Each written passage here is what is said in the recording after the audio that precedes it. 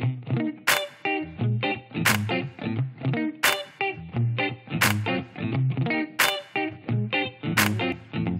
sommes engagés publics. Bienvenue aux engagés publics. Cette semaine, une émission spéciale. Vous allez comprendre, c'est pas notre habitude de recevoir. D'habitude, on reçoit des politiciens, mais aujourd'hui, on reçoit Louis Asselin. Vous allez comprendre, on est dans un concept où Louis est le réalisateur de l'émission à Télé-Québec, Nos élus. Bonjour Louis. Salut, ça va bien?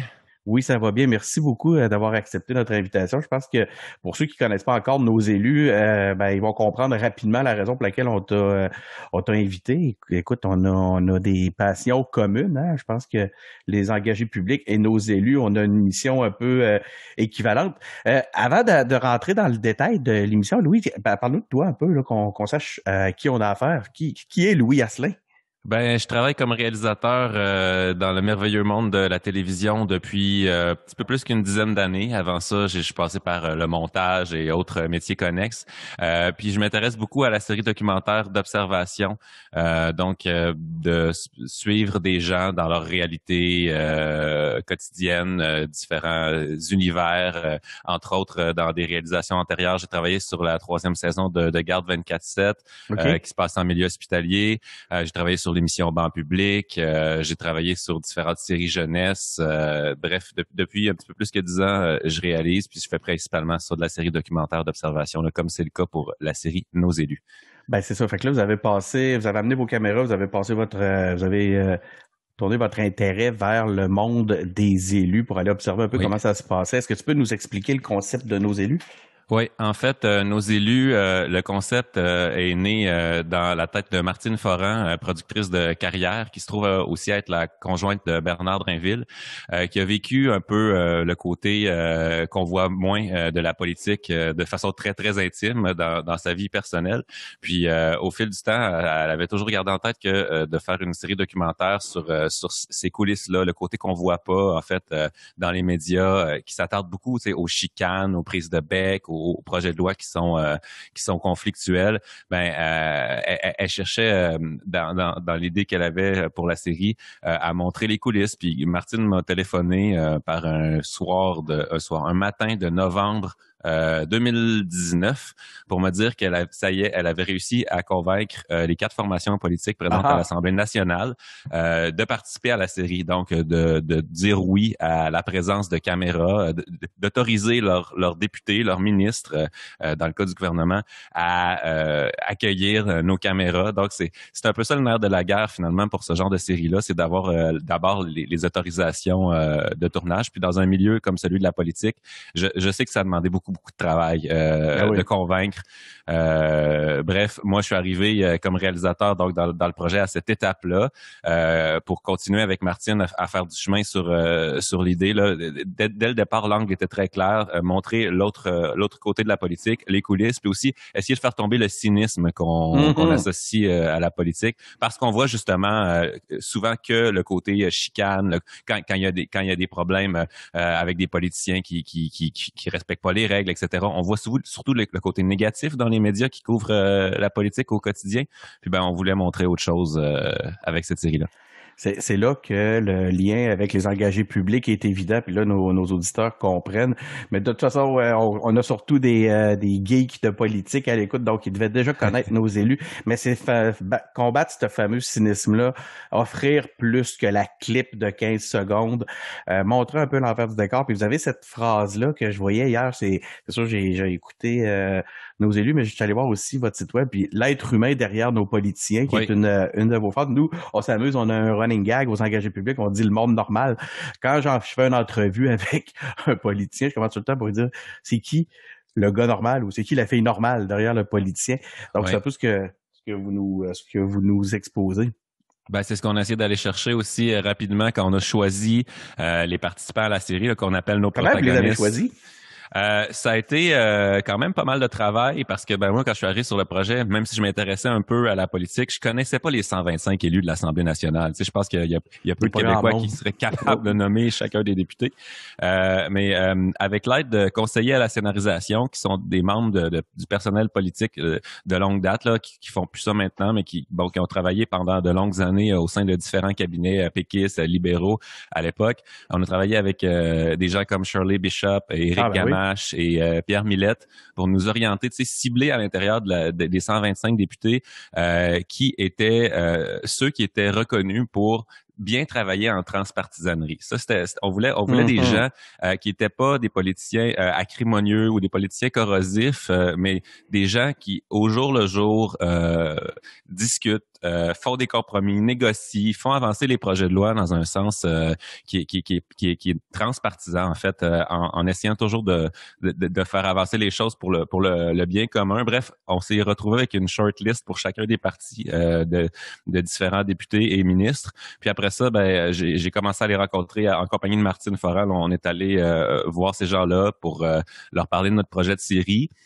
Voir s'il y avait une ouverture à nous ouvrir les portes, parce que c'est sûr qu'on s'intéressait au travail, mais aussi un peu à la vie de famille, à ce qui se passe à la maison, à l'intimité des élus. Fait qu'on voulait débroussailler tout ça, puis rapidement on a vu qu'il y avait des députés qui étaient ouverts à ça et avec qui on avait envie de tourner aussi de notre côté. Tantôt, tu faisais état des autorisations, que ça n'a pas été simple, puis c'était une de mes questions. Écoute, donc, ça s'est travaillé, excuse-moi, auprès des partis, ça s'est travaillé, j'imagine, aussi avec les autorités de l'Assemblée nationale? Oui, en fait, comme Martine m'a raconté ses premières étapes au départ quand elle voulait faire le projet, c'était peu de temps après l'élection de la CAQ, et puis elle est allée voir d'abord le gouvernement parce que si le gouvernement embarque pas, il y en a pas de série. Puis elle les a convaincus en disant, Monsieur Legault a dit en campagne électorale qu'il voulait faire de la politique autrement, qu'il voulait, voici une maudite bonne occasion, on va rentrer des caméras en coulisses. Puis ça s'est discuté de cette façon-là assez tôt. Puis je pense que la dynamique aussi à 4 partis politiques à l'Assemblée nationale change un peu la donne. C'est à partir du moment où le gouvernement dit oui, les 3 oppositions seraient bien mal avisées de dire non, parce que en fait ils ont tous un peu quelque chose à gagner, on dirait dans cet accès-là, dans la visibilité. Puis quand ils ont vu que c'est ça l'idée derrière la série, c'est pas de faire du journalisme où on cherche des scoops, où on cherche, non, au contraire, on travaille à montrer l'humain derrière le politicien. Donc, suite après que le gouvernement a dit oui, les autres formations politiques ont embarqué. Puis il restait, comme tu dis, l'Assemblée nationale, qui est l'institution qui perdure dans le temps, peu importe le gouvernement. Il y a toute une équipe qui est là pour maintenir justement les questions de protocole, l'institution, etc. Puis c'est très important que ce soit au-delà des partis, au-delà des gouvernements. Donc c'est un autre, c'est une autre organisation à convaincre. Puis Martine a travaillé encore une fois d'arrache-pied pour leur parler de notre projet, leur expliquer que ce qu'on faisait, c'était pas comme ce que les journalistes traditionnels font. Puis de leur côté, les journalistes aussi nous ont donné un coup de main parce que on parle de convaincre l'Assemblée nationale. Une fois que ça a été fait, il y a aussi la tribune de la presse qui font un travail considérable à tous les jours. Puis c'était important pour notre projet, pour Martine, pour moi, que ces gens-là ils comprennent qu'on n'essayait pas de les bypasser ou qu'on n'essayait pas de...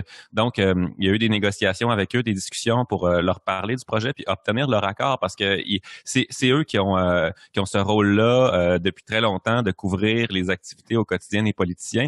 Donc, c'est important, c'est ça, qu'ils comprennent qu'est-ce qu'on fait, qu'ils nous donnent la latitude, si tu veux, pour faire notre travail. Puis ça s'est bien passé de ce côté-là aussi. Donc, ça s'est passé, vous avez fait, vous avez terminé le tournage de la saison 1. Ça s'est passé à quel moment? Est-ce que vous avez tourné ça en pleine pandémie? pendant le Grosso modo, en fait, on a commencé des premières dates de tournage très tôt en novembre 2019 pour un peu commencer à tester notre façon de faire. On est allé sur le terrain à Rimouski dans la circonscription du député péquiste Harold Lebel. Puis on est allé aussi dans le Pontiac, la circonscription du député libéral André Fortin en novembre 2019. C'était nos deux premières journées de tournage, mais on savait que le cœur de la série allait se tourner pendant la session d'hiver 2020, donc qui commençait le 4 février 2020. On voit dans le premier épisode la journée où Joël Boutin prépare son discours inaugural au Salon Bleu. Ça a été tourné à la toute première journée de la session d'hiver de l'Assemblée nationale en février. Donc, les tournages étaient prévus s'échelonner de février jusqu'à fin juin, début juillet, mettons. Mais on ne pensait pas qu'il allait avoir une pandémie mondiale. Quel impact que ça a eu sur votre tournage? Je pense que c'est vrai que... un impact assez majeur sur non seulement notre façon de tourner, mais aussi sur la construction des épisodes. Au début de la préparation, on a fait de la scénarisation, puis dans ma tête, l'idée c'était de construire des épisodes autour de thématiques, de prendre une journée de tournage, par exemple en février, qui parlerait de l'impact des médias dans le travail des élus, jumeler ça avec une autre députée qu'on tournerait peut-être en mai, puis un autre député qui tournerait un peu autour du même sujet, l'impact des médias, par exemple, pour donner un exemple. Mais on n'avait pas nécessairement l'idée de faire une série qui serait très chronologique non plus, avec les semaines, les mois, etc., pour que ce soit plus thématique que chronologique. Mais évidemment, l'arrivée de la pandémie nous a forcé à réécrire les scénarios parce que cette façon, il y avait définitivement un avant, un pendant et un après le premier grand confinement.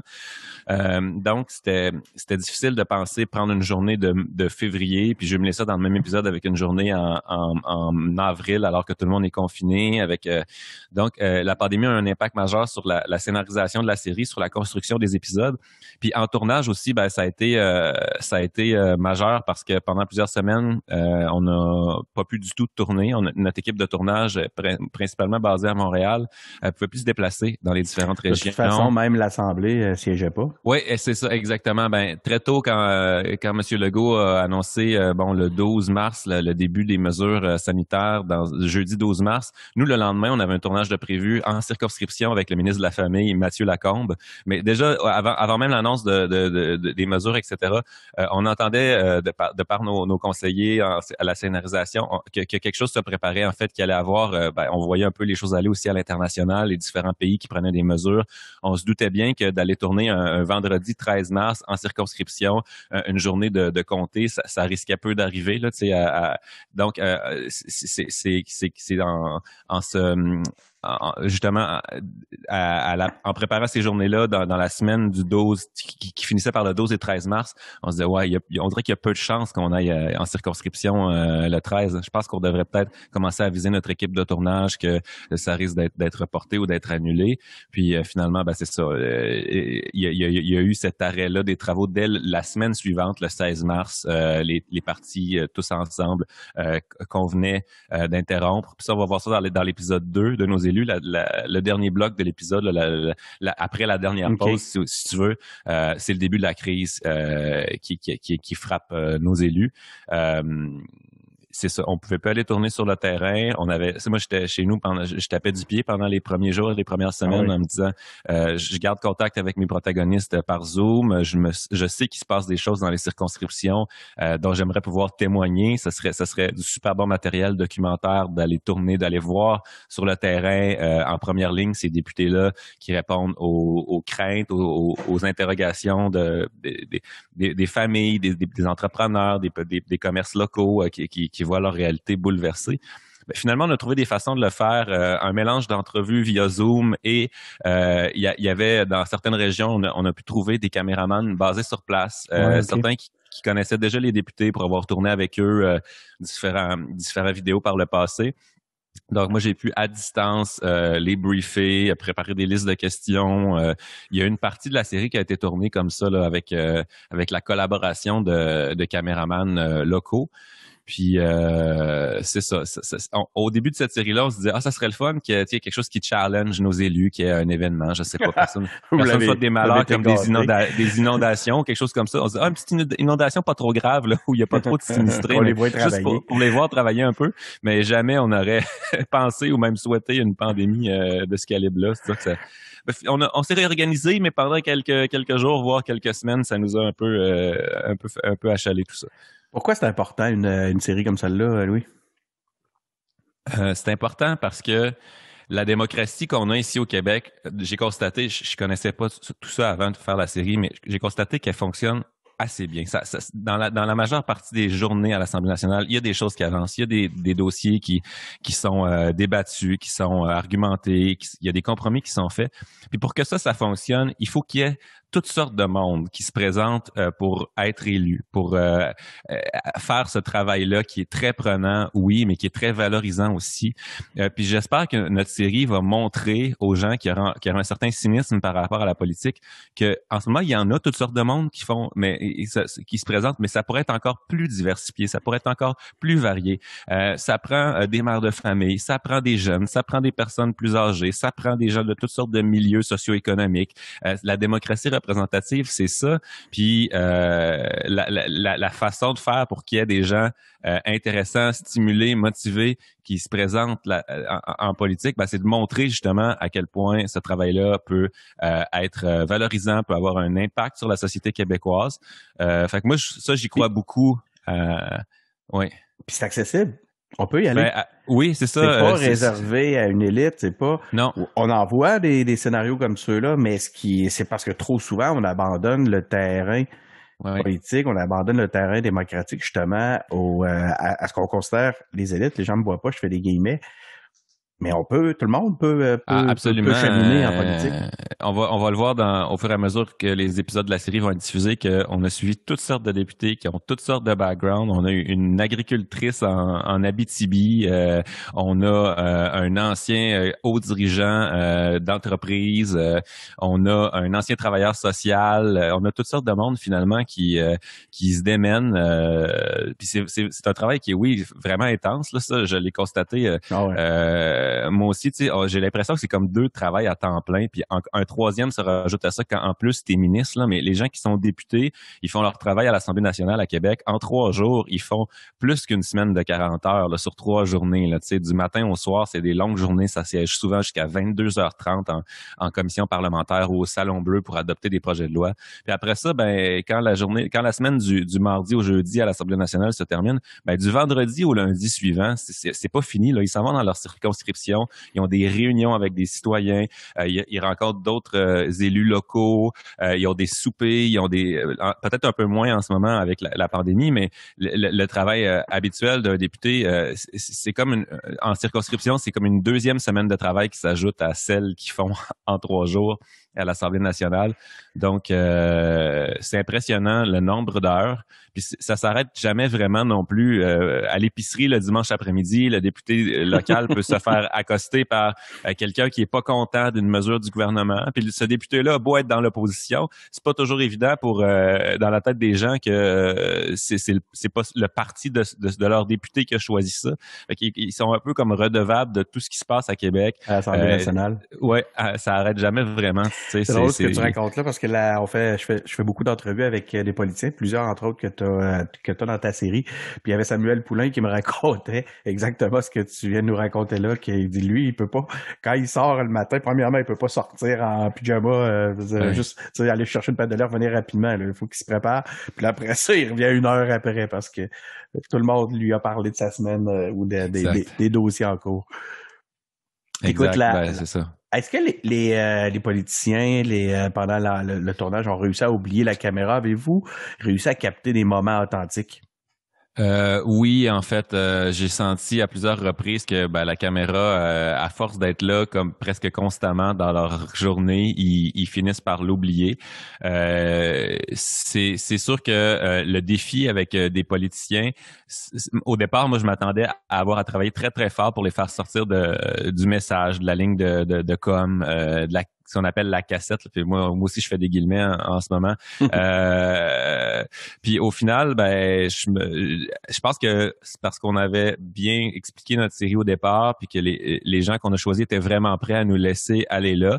Mais j'ai eu assez de facilité, je trouve, à connecter avec l'être humain, à parler avec la vraie personne derrière le message, derrière la ligne. Ça n'a pas été trop difficile, ça. Non. Est-ce qu'il y a un moment qui t'a marqué exceptionnellement? Y a-t-il un moment qui t'a le plus marqué?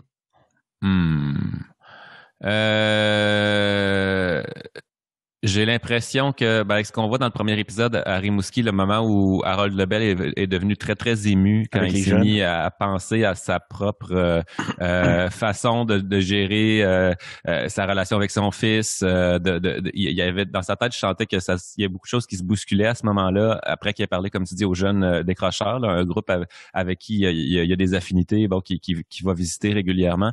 Puis je sentais que ça le troublait à l'intérieur, que j'ai vécu un moment particulier à ce moment-là.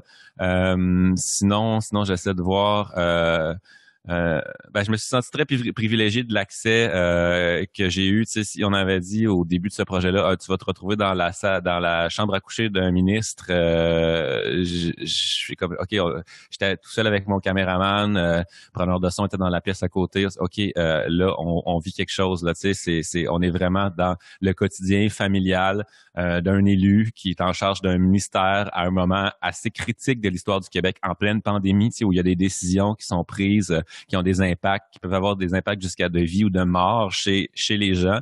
Puis nous, on est là sur le coin du lit parce que le télétravail, dans certains contextes, ça impliquait ça aussi, là, de travailler, d'essayer de s'isoler un petit peu dans la chambre pendant que les petits jouent dans le salon. Puis on va voir ça dans l'épisode 3. Tu as eu le sentiment d'assister à des moments importants. Ouais. Documenter même l'histoire. Oui, puis je dirais que ça aussi, ça s'est concrétisé quand les travaux ont repris à l'Assemblée nationale à la mi-mai, quand après des semaines là, de suspension, les formations politiques sont revenues à nombre réduit. Une quarantaine de députés au lieu des 125 habituellement ont recommencé à siéger. Je pense que c'était autour du 13 mai. Puis tous les députés à qui je parlais très tôt dans la journée, parce qu'on commençait notre journée avant leur journée. Donc, tu sais, si eux doivent être à 6h30 à l'Assemblée nationale, pour la plupart, ils commencent très tôt. Donc, nous, on devait être prêts à 5h30 parfois chez eux, à les filmer dans leur petit matin. Ben, très, très tôt ce matin-là, les députés à qui je parlais me confirmaient le côté historique de ce moment-là. Là, la suspension des travaux à l'Assemblée nationale, ça arrive pas, ça arrive jamais. Puis de recommencer à seulement 40 députés, le drapeau sur le mât était à mi-mât, était en berne pour honorer la mémoire à ce moment-là, on avait 5 ou 6 000 personnes de décédés au Québec de la COVID.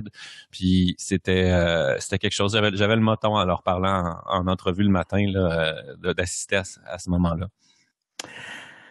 Qui est le politicien qui t'a le plus impressionné? Ça, c'est comme demander à un père de famille, c'est lequel t'es de préféré dans tes enfants. J'ai tout le temps Voyons-le pas de même. Voyons-le pas comme une préférence personnelle, mais quand même, il doit y avoir un politicien qui t'a impressionné plus que les autres. Il y en a plusieurs pour différentes raisons. J'ai été touché par, j'en parlais tantôt, l'humanité d'Harold Lebel, son côté très sensible. Tu sais, il y a des allures un peu, il est costaud, il est massif. Oui, c'est ça. C'est un garçon qui aime ça, aller le soir prendre un verre au pub avec des amis, avec des citoyens, mais c'était aussi un cœur sur deux pattes, Harold Lebel. Ça m'a étonné. Ça, j'avais senti dès notre première conversation qu'il était prêt, qu'il était très ouvert, qu'il était très à l'écoute, qu'il était disposé à parler de choses, de parler d'émotions, mais je pensais pas qu'il se livrerait autant. J'ai été aussi impressionné par la rigueur et le côté extrêmement pédagogique de Gabriel Nadeau-Dubois que j'ai vu aller dans une journée absolument remplie là, du matin jusqu'au soir à l'Assemblée nationale. Puis à même pas 30 ans, ce gars-là est leader parlementaire de sa formation politique. Il a une capacité de vulgarisation impressionnante. Il se retourne sur un dissous pour expliquer un concept qui peut être assez complexe. Ça m'a beaucoup impressionné.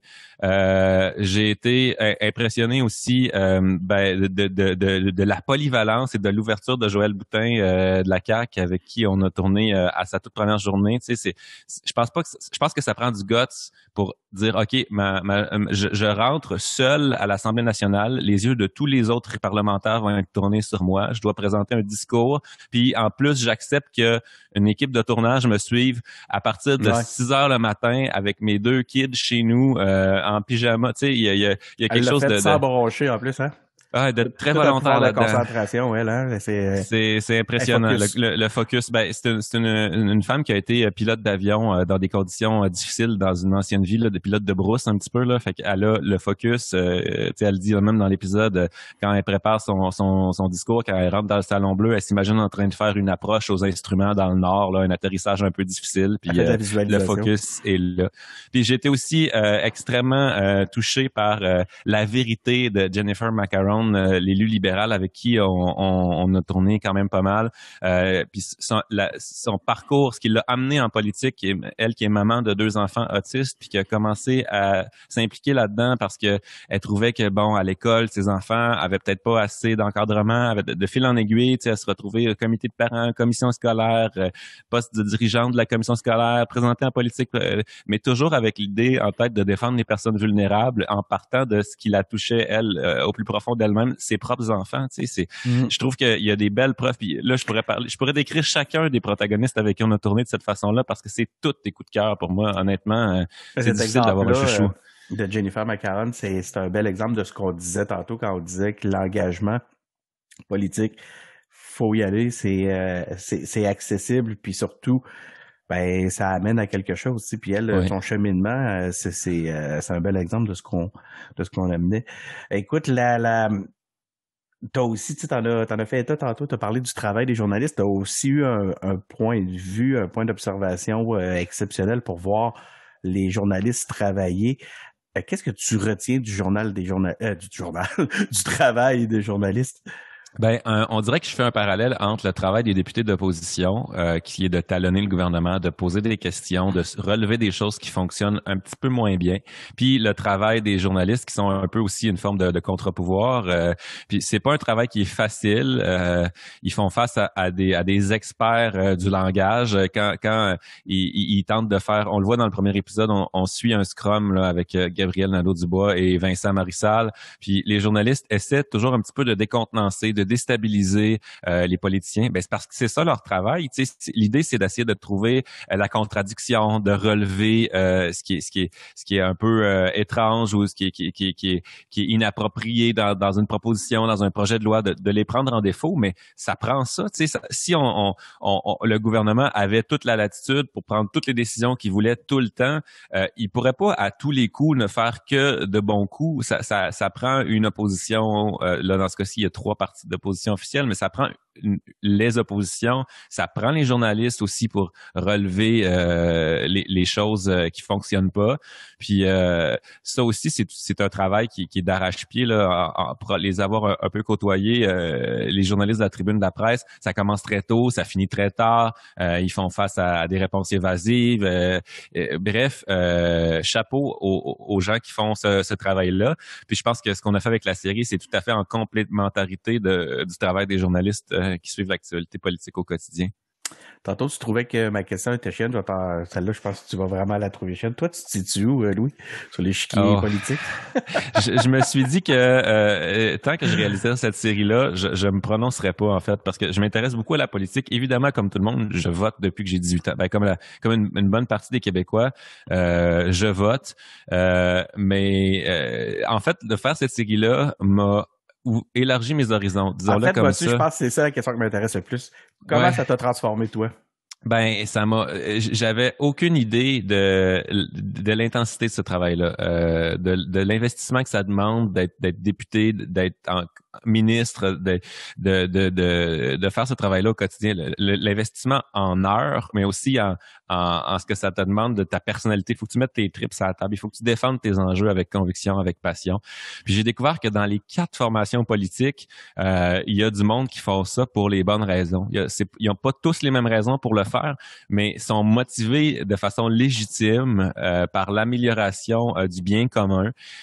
Puis ils trouvent des terrains d'entente souvent. Tu sais, la grande majorité des projets de loi au Québec sont adoptés à l'unanimité. C'est beau de voir ça, c'est beau de se dire, OK, j'avais peut-être une vision de la politique qui était plus polarisée que ça avant de commencer à faire la série. Puis là, je vois que dans tous les partis, même ceux avec qui je pensais avoir moins d'atomes crochus, ben il y a des êtres humains de grande qualité pour qui je voterais s'ils étaient dans ma circonscription. Je suis comme, OK, je m'attendais pas à ça. Puis je pense que ça me confirme que l'idée derrière la série de montrer l'humain derrière le politicien, c'est nécessaire parce que quand on s'intéresse d'abord aux êtres humains plutôt que à nos perceptions des partis, ben on voit que finalement je voterais probablement pour des élus pour qui j'aurais jamais pensé voter avant d'avoir fait la série. Là, donc j'espère que ça va faire que les gens qui vont voir la série vont s'intéresser plus aux candidats, à leur background, à ce qu'ils disent, que à ce qu'ils pensent du parti, à ce qu'ils entendent comme ligne qui vient des chefs avant la prochaine. Ouais. Exactement. Parce que l'ajoute a un rôle à jouer, l'ajoute est importante. Mais d'abord et avant tout, quand on vote pour un être humain. Puis il y a moyen pour cet être humain-là de porter ses dossiers, de faire avancer ce en quoi il croit. S'il fait son travail avec passion, avec conviction, peu importe son parti. Tu sais, bref, je pense que ça m'a ouvert les horizons au niveau politique. Puis c'est une réponse de politicien classique à ta question. Je te comprends premièrement évidemment, je m'attendais pas à ce que tu me dises franchement, rapidement. Tu vois, moi je suis plus mais cela dit, non, puis je suis pas étonné non plus de ta réponse parce que honnêtement, j'ai vécu la même chose. Moi, j'ai été impliqué en politique dans certains niveaux. Puis ce qui m'a marqué, c'est exactement un des constats que tu as énoncé dès le départ, c'est de voir qu'on pouvait avoir un impact réel. Le deuxième élément mon deuxième gros apprentissage, puis c'est une des raisons pour lesquelles on fait les engagés publics, puis avec les engagés publics, ça s'est renforcé, c'est un respect qui s'installe. Puis tout parti confondu, effectivement, on rencontre des individus exceptionnels. Tu l'as super bien expliqué. On va terminer avec un jeu, OK? OK. Je vais te demander un mot. Je vais te nommer des politiciens qu'on voit dans nos élus. Puis si tu avais un mot pour les décrire, OK? Donc, OK, je vais me prêter au jeu. Joël Boutin. Focus. Harold Lebel. Humanité. Gabriel Nadeau-Dubois. Intelligence. Jennifer Macaron.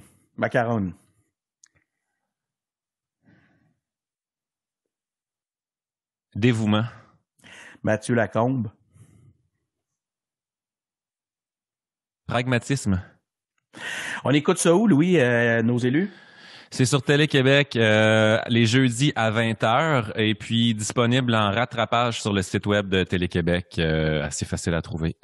Merci beaucoup. On est lundi matin. Je pense que ça commence bien la semaine. Ça va être en ligne bientôt. Je te remercie d'avoir accepté notre invitation encore une fois, de t'être prêté au jeu. Puis merci, allez Denis. écouter nos élus. C'est un documentaire rare, un documentaire précieux. Qu'est-ce qu'on peut ajouter de plus? Merci encore une fois. Merci de l'invitation.